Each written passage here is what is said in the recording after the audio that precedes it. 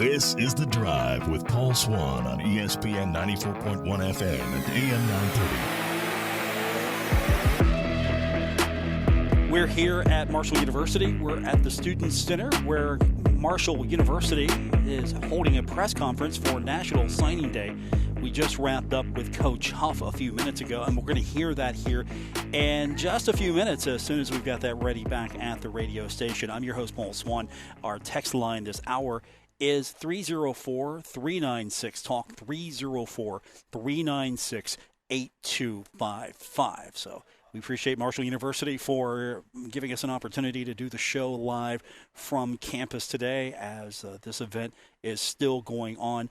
We won't have it today because they're still doing it at this moment, but we're going to have some of the player interviews coming up tomorrow, basically brief questions about themselves. We'll get more in-depth with them here as we progress in the weeks and months ahead.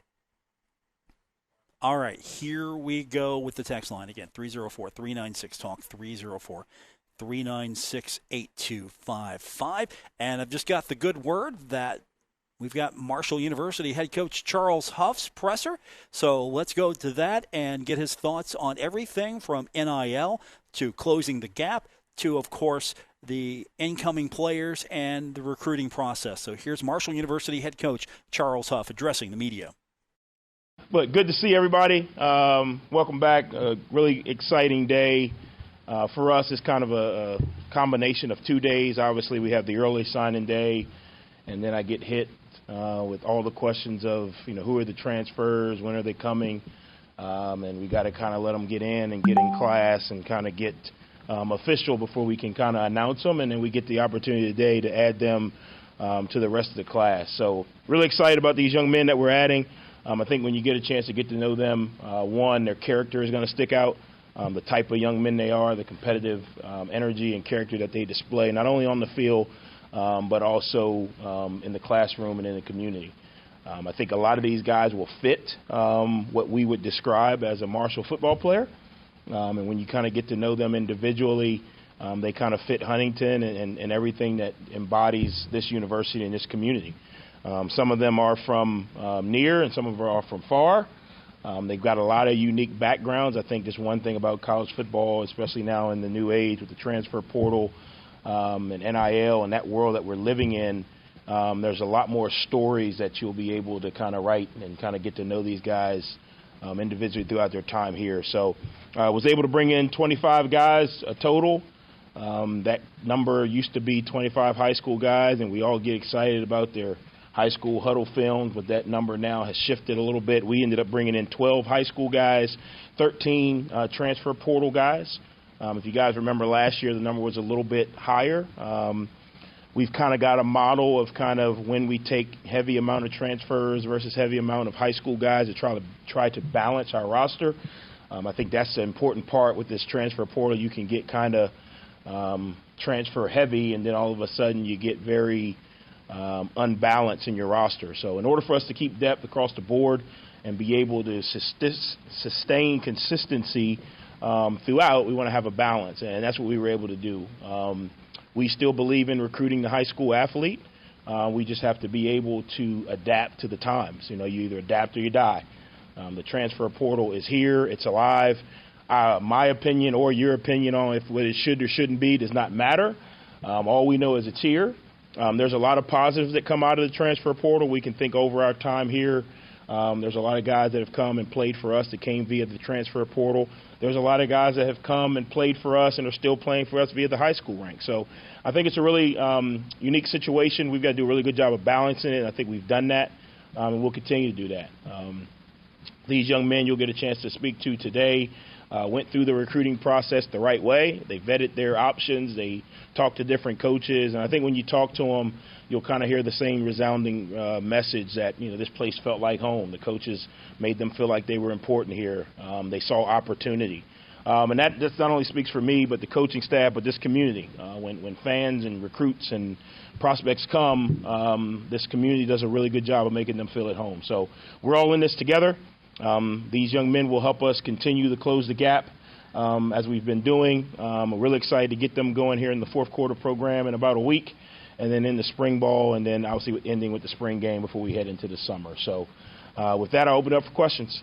What did you learn in the process last year that helped you this year maximize what you did? I think you got to have balance, and you can look at high school film, and then you turn around and look at a transfer, and the surface level eye would be, oh wow, this player has played, a year or 2 years in college, so we want this player, this high school player, he's going to take time to develop. But I think you got to have balance, and I think the way you do that is kind of staying consistent across the board with how many at each position you plan to take. The other part of it is you got to continue to recruit high school, because sometimes it's a lot easier to just say, well, we'll go to one or two high schools that always have players and get their players. But you got to continue to comb through the country, in your areas as position coaches nationally. I think recruiting has gone a lot more national, although we have a kind of a radius that we stay in. It's still a little more national than it was, 10, 15 years ago. So I think you got to stay consistent to your plan. When you look at the list of the 25, a lot of defensive guys. Why was that an emphasis this recruiting cycle? Well, because you guys beat me up for offense, so I figured if I get all defensive guys and they'd let me, maybe I do coach the defense too. But I think, again, replacing the areas that we lost some guys, that's a big piece of it. Depth is a huge piece of it. Offensively, we were a lot younger last year. Not necessarily younger as in freshman, sophomore, but just younger in guys who had not played. And when you throw in the COVID class, we had some older guys on paper, but we had a lot of guys on offense that hadn't played a lot. You think about Cam Fancher, who ended the season. He really hadn't played a lot, but that was his third year in college going into it. So young as in playing experience, but old as in being around for a while.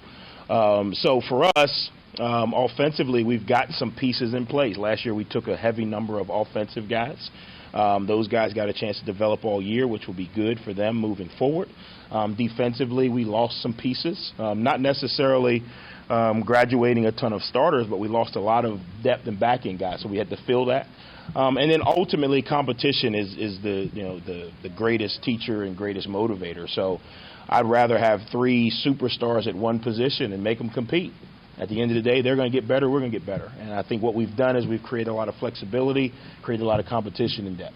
Coach, what's your philosophy on when kids come, whether they're portal guys or the high school kids, to say you can get on the field right away, you just got to work, right? I mean, now, does that balance it out even more to whoever the best man is plays? I think, again, when you have competition, it's easier to say, hey, if you're the best player, you'll play. Because usually what happens is everybody sees that, hey, he's better than me right now. Or he's performing more consistent than me is kind of what you usually see. The issue comes when you have no depth and you have to play a guy just because he's the best player in the room. Well, that doesn't necessarily make him the best player for the team. So when you have competition, all these guys love to compete. And I think actually the more competition you have, the easier it is for guys to say, you know what, I've got to beat him out, and he's doing really well, and I got to do really well. I learned that at the University of Alabama. Every day you go to practice, you got to compete to play. There's no handouts, there's no gimmies, there's no, well, I've been here 2 years, so I have to be the starter. And I think that's what we've created a little bit here. And ultimately, they all want to see everybody have success, but the way to do that is to make sure everybody's at their best. It's obviously landscape where you goes down the school lane. You guys attack the transfer portal, getting these defensive guys. What challenges, if any, were presented during that time with the coaches? Well, again, I don't think I think kids are attracted to a culture, and obviously, coaches are very important. Don't get me wrong. Lance Guidry did a heck of a job for us for the 2 years he was here, and for him and his family to be able to go back home. I can't say that I wanted him to go, but I can't say that he's making a bad decision. But again, I think players attract to a culture. I try to do a really good job as the head coach of being involved in all the recruits. So that not one coach or one side of the ball is so connected to a young man that if that person leaves or whatever, that recruit doesn't feel like he knows someone else on the staff. The Alabama way is they change coaches every year. And Coach Saban has found a way to continuously get kids to come there. And I think, again, we're attracting them to the culture. We're attracting them to the resources. We're attracting them to the core values that are going to make them successful. The coaches and the people that are a part of it are just a piece of it. I think all of these guys trust me that I'm going to hire a very good coordinator and very good position coaches. I met with the leadership committee, and we kind of joked because when I first got here, they all begged me to keep the DC and the D-line coach and the defensive staff that was here. And I said, okay, well, trust me.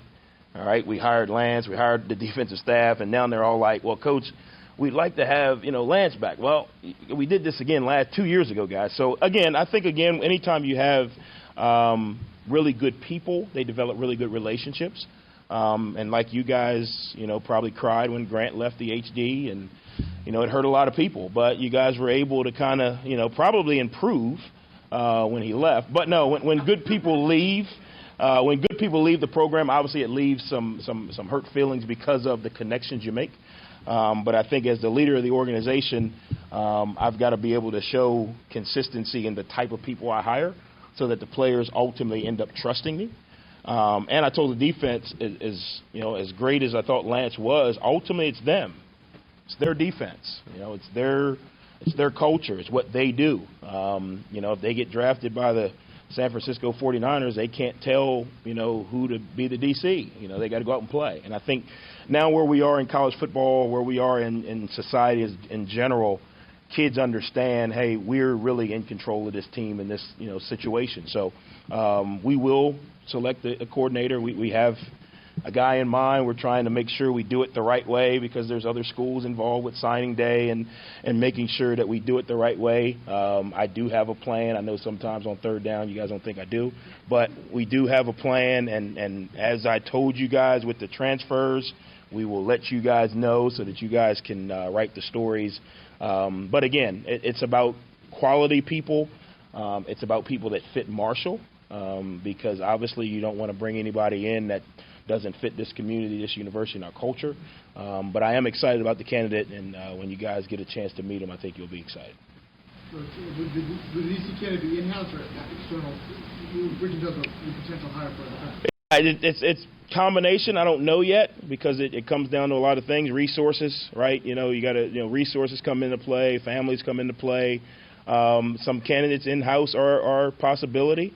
As we vet through the list and kind of narrow it down to the final guy, it'll kind of come with all of those things, right? Resources, families that move, people have kids in school, those type of decisions. So probably I would say by this time next week we'll know, but it's kind of a checklist, right? This option, this option, this option. We kind of paused it for Marshall Day at the governor's at the Capitol today and signing day, so we'll be able to finish it the next couple of days. Same with the O-line coach, will Bill continue to be the O-line coach? Billy's going to continue to be the O-line coach. Billy Gonzalez will come in and be our tight end coach. Obviously, Bill Legg took over kind of midway. Bill Legg's background has been kind of O-line for a long time. I try to hire people that have flexibility, right? You're at a place like Marshall where you got to maximize your resources. You can't just say, hey, we're at Ohio State where we're going to pay the top dollar for this guy to do this job. I think you got to have flexibility. Turnover and change is a part of what you deal with at the Group of 5 level. I would imagine that every team at the Group of 5 level. So, for example, I talked to Sean Clark over the break. He and I become good friends just because he's here, from the Charleston area. He's had 4 offensive coordinators in 4 years. That's what happens at the Group 5 level. When you're good, people move on and get opportunities. That's the beauty of what we do, just like players, right? When they play well, they move on and get other opportunities at the next level. So this level is a level that you got to be ready to kind of flex and pivot. So Bill Legg will kind of just stay in place. Billy Gonzalez, who is, background-wise is a receiver coach. He's done some running backs. But, again, a lot of the tight end stuff is a combination of receiver and O-line. So, you have Bill Legg and Billy Gonzalez who ultimately can combo the tight end position. I think Coach Gonzalez is going to give us a lot of experience. You're talking about a guy who's won 2 national championships. I won 1. He's won 2. He may know more than me. A guy that's recruited at a really high level. A guy that's developed players at a really high level. It doesn't matter what position. If you can develop a player, you can develop a player. That's finding out the player's weaknesses, developing a relationship with the player, and getting him motivated to improve. That's what development is. And I think Coach Gonzalez has done a really good job of that. He's going to bring a wealth of knowledge for me. He's been around a lot of really good head coaches. He's coaching a lot of really good leagues. So really excited to have him on board as well. You guys obviously have a history as a recruiter. This is your second full recruiting cycle here at Marshall. Has that made the process easier as far as routine goes to get through the recruiting season? I don't know if it's ever easier because, I mean, this NIL deal is real, and it's not used for recruiting. Okay, let me say that where it's Tuttle. Okay, it's not used for recruiting, but what it is used is what is your community selling to these young men? How can they create value in our dynamic? So we're really competing community versus community. Well, there are some other schools that are in a little different community. I won't say better because I think, what we have here is really good. But some other schools are in a different community, and they're at different levels of maximizing the NIL opportunities. So when we bring young men in and we present the opportunities that they can make, obviously they're comparing those to other opportunities. So I don't know if it makes the recruiting part of it easier. What it does is it makes you continue to work at it. I think at the end of the day, hard work, I kind of pride myself on trying to outwork people. So I'm texting, calling, trying to get to know these guys consistently, putting coaches in position to develop really good relationships, and then ultimately just being yourself. Like, you're not going to play for Coach Huff if you don't like hard work. And I don't care. We're going to work hard. And ultimately, that's what's going to make us successful. And the kids that like that, come here. The kids that don't, they don't. And that's okay. Marshall's not for everybody. But I think when you're authentic and you're real, and you tell the kid, when you sit them down, hey, look, don't come here if you don't want to work hard. Don't come here if you don't want to do things right. Don't come here if you don't want to win.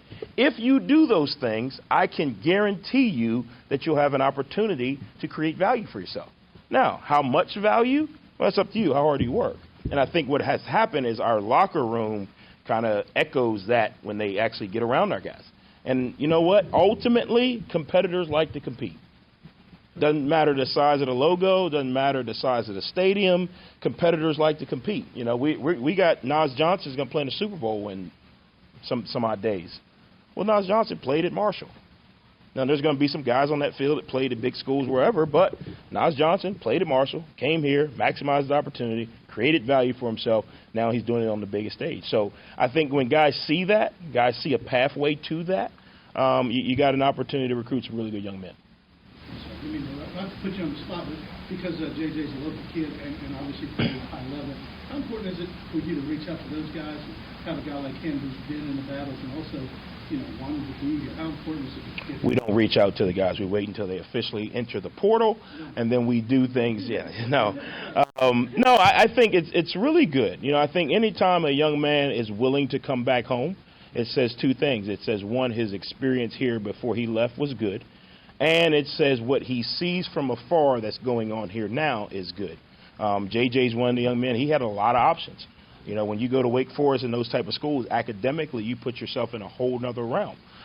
So he could have went to another academic school. He could have went, all across the country. But for him to want to come back, that says a lot about him as a person. It says a lot about his family. And it says he sees an opportunity here. And that ultimately is all you can ask for in life. So him being able to come back, I think, again, that shows, he's another young man that's going to be on the team that's from here. I think Owen Porter's probably another young man that's from here that's really maximizing his opportunity in this community. JJ's going to have an opportunity to do the same thing. You flip it around. We've got some kind of herd legacies that are on the team now that are going to have an opportunity not only to kind of play where their father played, but kind of engrave their own lane, and that's another good thing. They not only do they've been getting hit with the Marshall for life. JJ grew up in his parents were telling me like section 102. He's got a picture of like a Marshall shirt, him and his friends at a game. If that experience wasn't good, he wouldn't have came back. So everything matters. And I know sometimes we don't think so, but everything matters, man. When you go to the gas station, what people say to you matters. When you grow up here and you're 5, 6, 7, 8, 9, 10 years old, what people say about Marshall matters. When your parents play here and you grow up with the Marshall love and logo, it matters. So we try to make sure that the experience for everybody, because you never know. You never know when that young man sitting in section 103 is going to come back and make some big plays for us. So. All right, Coach, you mentioned in the past about closing the gap. Does this recruitment class close that gap, and if so, how? Yeah, I don't know if it does because we got to play the game, and I think the gap is not just players. Now, that's a big part of it. Don't get me wrong. But the gap is everything, resources, right? How many trainers do we have? Do we have training table? Do we have a nutritionist? Are we able to keep the guys healthy? Are we able to pay the staff so that when opportunities come, we can be competitive? Are we able to fill the stadium? You know what I mean? Are we able to be active in the NIL lane for the guys that are here so that they can, maximize their opportunities? So the gap is not just players. Now, the gap is coaching too, right? We got to make the right call on third down. We got to have a good plan. But this is a big piece of it because at the end of the day, the players on the field make a huge piece. But we've got to do some things and continue to do some things resource-wise. And we have. We're not there yet, but we've got to continue to do some things resource-wise so that when that player steps on the field, he is the most resource player in the conference. When that happens, then the gap will be closed, and then we'll be chasing the next gap. And for where we're going with the college football playoffs, you don't get into the college football playoffs. It's not a lottery system where they just they roll the big ball and then Marshall's in. That's not how it happens. You got to play your way in, and you got to play your way in for 2 or 3 years. You take the Cincinnati model, right? You can't just have a good season.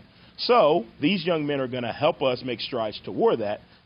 But we got to continue as a university, as a community, to close it as well. It kind of goes together, if that makes sense. Last question. Coach, you mentioned the fourth quarter program. How crucial is that when you're introducing 25 new players to get them used to the Marshall way? Yeah, I think, when you look back on it, it's probably the most critical piece of the entire organization. So you look back to when we first got here, the first year. We didn't get a full fourth quarter program because of COVID. So we had, you go 2 weeks and you have to stop. Or you get a COVID breakout and you have to shut down for 10 days. Or you can't work out in groups of more than 10. All right, and we won 7 games.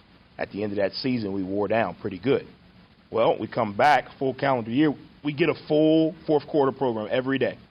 All the workouts, all the drills, all the extra meeting time, all of those things, and the result was a lot different. So I think, again, it's the most important part of the entire phase that we have, obviously because it sets the foundation, especially when you're introducing 25 new guys. And these guys, all of them should be contributing some way, somehow to the level of their ability. So, again, for them to have a good foundation set in what it takes, how we do things, what it takes to physically and mentally be ready to play, springboards us into the spring, which springboards us into the summer and the season. All right. Thank you, Coach Huff. Good. Thank you, guys. Look forward to seeing you guys at the event inside. Appreciate all you do. Welcome back. Excited to get this season going. Go Hurt. There you have it, Coach Huff, his comments. When we continue, we're here at the Student Center. I'm Paul Swann. I've got with me, when we come back from break, the award-winning reporter from the Herald-Dispatch and HD Media, Luke Creasy, when we continue. Award-winning. This is too much flag for one broadcast. Award-winning Luke Creasy. When we continue on this edition of The Drive, ESPN 94.1 and AM 930. This is The Drive with Paul Swann on ESPN 94.1 FM and AM 930. Welcome back to the Wednesday, February 1st edition of The Drive on ESPN 94.1 and AM 930. We're here today at the Marshall University Student Center. We are broadcasting live from National Signing Day, an event that just wrapped up a few minutes ago. You heard Coach Huff's presser. We're going to hear throughout the week player reaction to being at Marshall. Looking forward to that. Someone who was on hand for those player introductions and give us a little more of a first-hand view of what happened is National Sports Media Association 2022 Sportswriter of the Year, Luke Creasy. My title keeps getting longer. We're going to add to that, hopefully, in the years to come. Hey, I'll take it. Yeah, and afterwards it'll be 2-time Sportswriter of the Year, 3-time, something like that. That Luke is with us, and of course, for those of you who don't know, Luke is the recipient of the 2022 National Sports Media Association Sportswriter of the Year. That is an award that was voted on by his peers. I know a voter. I know a guy who voted for you. I'm not going to tell you that guy is, but I know at least one person who voted for you, Luke. I mean, a couple had to. Yeah, a couple had to. I know one guy did it. I know one who did too. Yeah, you know one that did too. Yeah, I know a guy. Actually, I know 2 people who voted for you. How about that? There you go. I know 2 people. Luke. Well, thank you to all of those who did. If you can hear this, right? And they're listening. Yeah, at least one. At least, no. Both are listening. I'm going to tell you that right now. Okay. Both are listening. Okay. I can tell you that for certain. The signing class, little mix of high school kids and a little mix of transfer portal. You didn't really get to spend too much time with some of these players only because they've got an event to go to. I think the person of most interest will be J.J. Roberts. And, of course, just to clarify, he's a Hurricane kid. Yeah. But he played at Cabell Midland. Mm-hmm. And he not went, too far of a drive. Yeah, not too far of a drive. And he went to Wake Forest, and now he's back. And I'm sure he's going to get a lot of the attention just because of the local ties. Yeah, undoubtedly. But JJ, beyond just being a local kid, is a good football player. He went down to Wake Forest and, of course, made a name for himself down there and, played for 3 seasons. And really, had a chance to come home.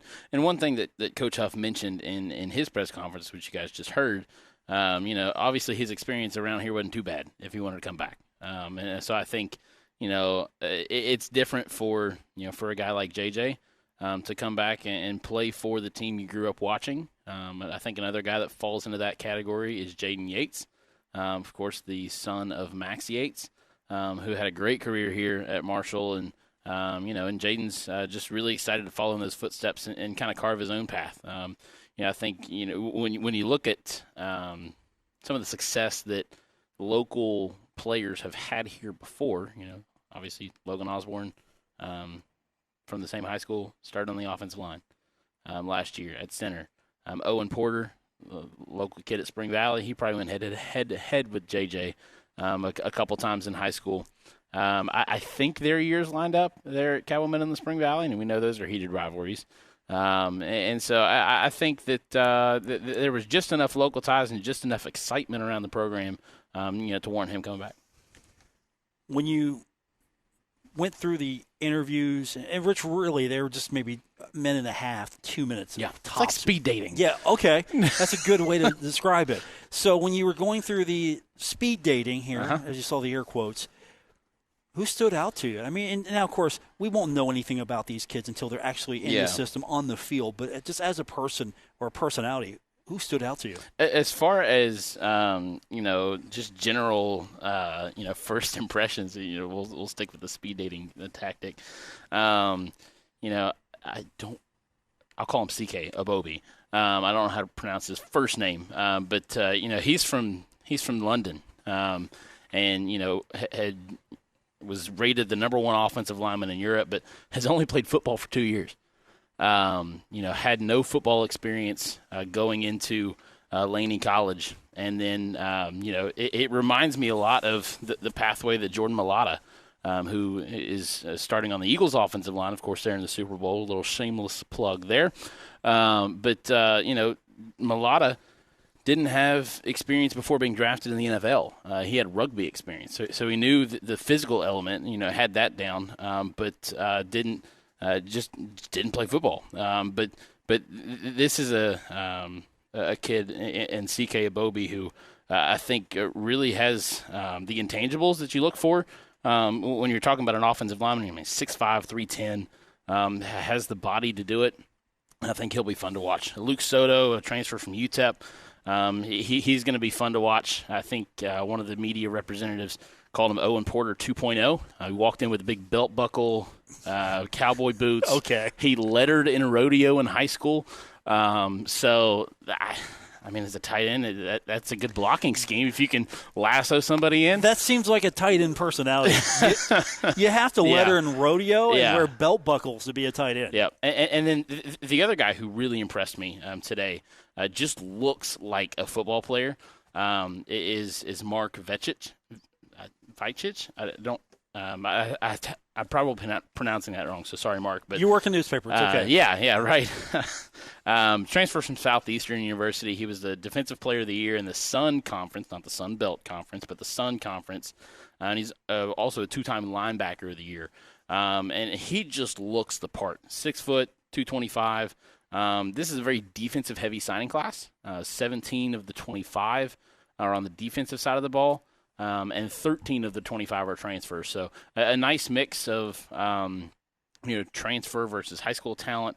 in that aspect of things, but very heavy on the defensive side. And I think, you heard Coach Huff talk about that too. They were offensive heavy last year and had some, had some younger guys step up into playing time. And so a defensive heavy class and, initial takeaways. That's about it until we see these guys put on some pads and run some drills in spring ball.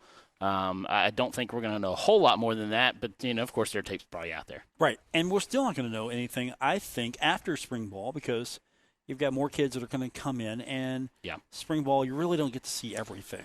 Yeah.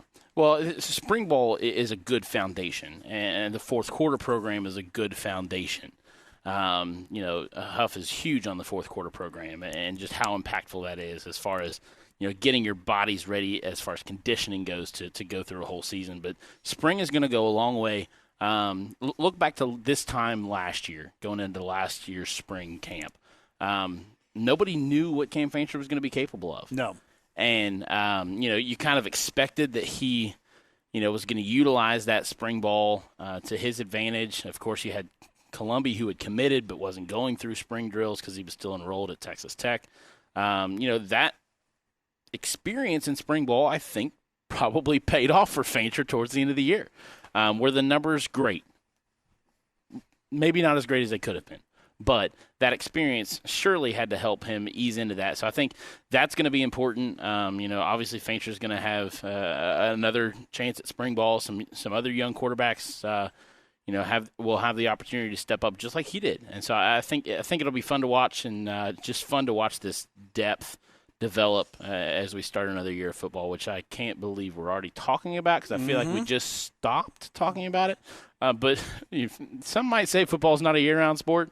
There's always something happening. It's a year-round sport. It might as well be. There's a 24-hour network for a few football. It's football. Yeah. 24/7. Yep. So Luke Creasy's with us. He's going to have more, of course, in Herald-Dispatch and across the HD Media properties on this. There's an event coming up at 6 o'clock for boosters, supporters. It's an event. I don't think it's open to the public. I think you had the RSVPs. It's a big green event. It's a bigger green event. So you can't just walk up to this. We can, but you can't, unfortunately. But this job comes with some perks. There are some perks. Just a few, completely. And, of course, Luke is, as Coach alluded to, someone had to step up in Grant Traylor's spot.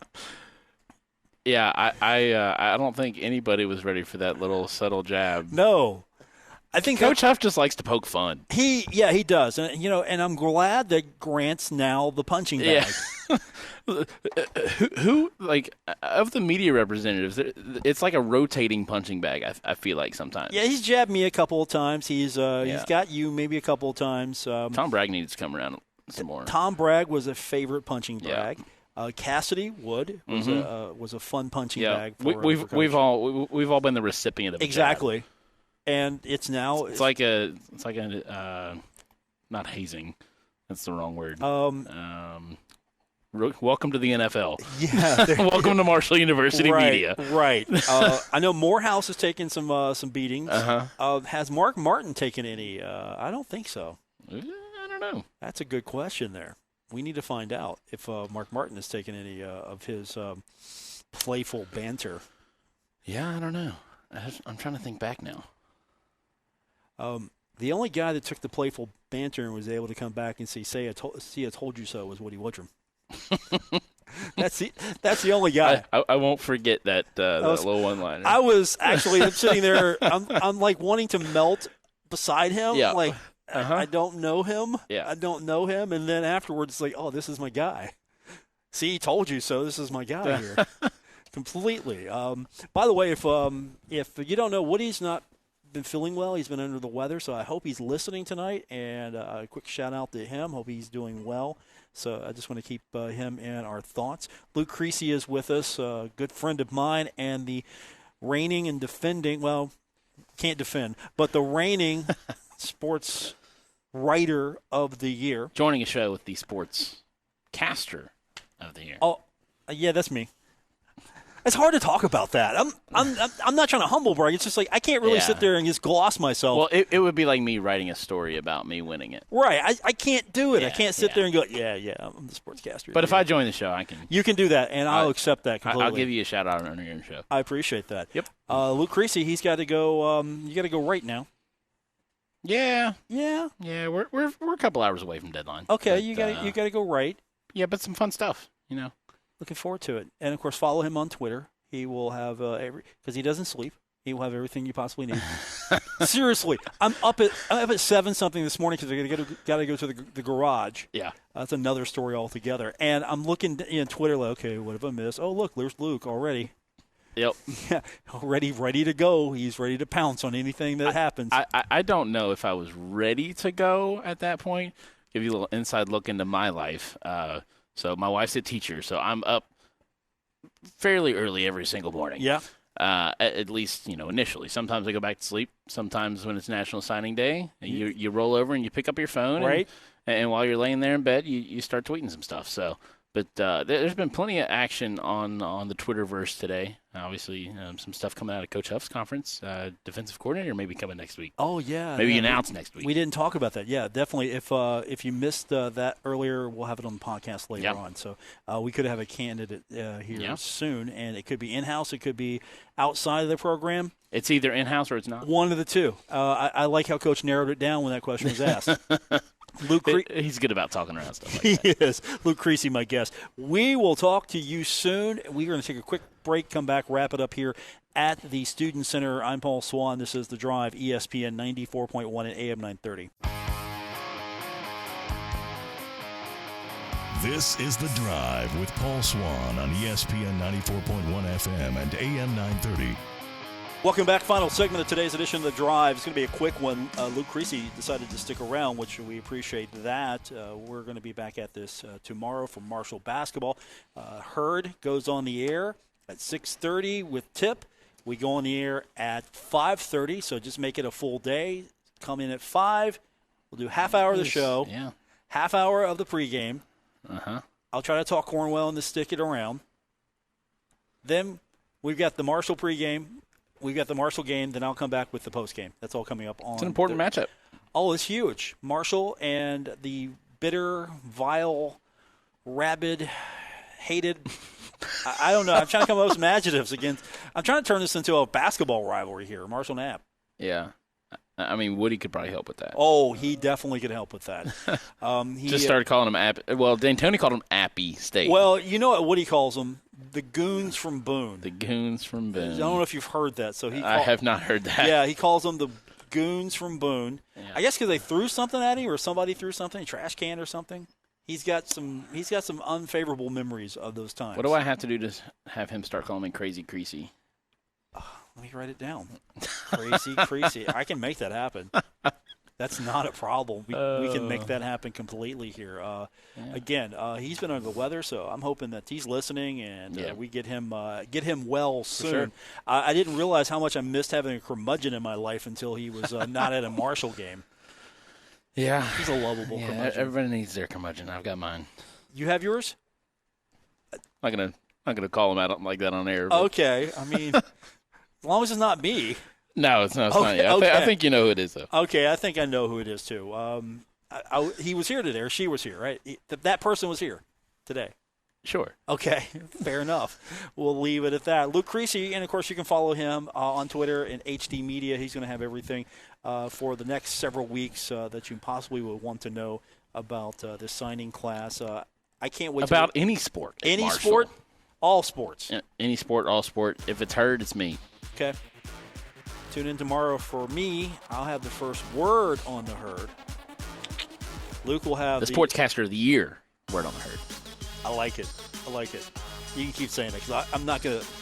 Yeah, like Jim Rome said, you can't gloss yourself. So I'm not glossing myself.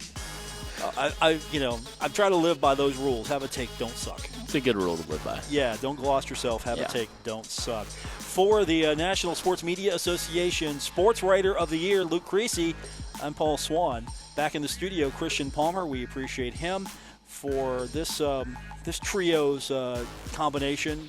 We are done. Back tomorrow here on ESPN 94.1 and AM 930.